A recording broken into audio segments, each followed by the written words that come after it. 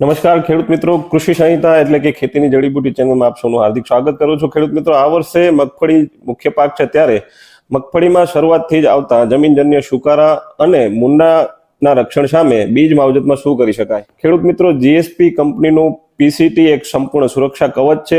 2.5 ml પ્રતિ કિલોગ્રામના દરથી એનો પટ આપી શકાય, અથવા તો ધાનુકા કંપનીનું વિટાવેક્સ 3 ગ્રામ પ્રતિ કિલોના દરથી વાપરી શકાય, જે કાર્બોક્સિન અને થાઇરમનું મિશ્રણ છે। સાથે ક્લોરોપાયરીફોસ 20% ઈસી 20 થી 25 ml પ્રતિ કિલોગ્રામના દરથી તમારે પટ આપવો જોઈએ।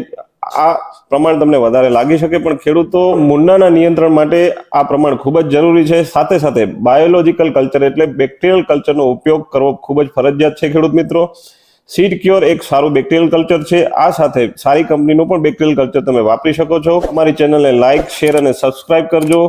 ફરી મળીએ એક નવી જડીબુટી સાથે આવતા વિડીયોમાં। નમસ્કાર।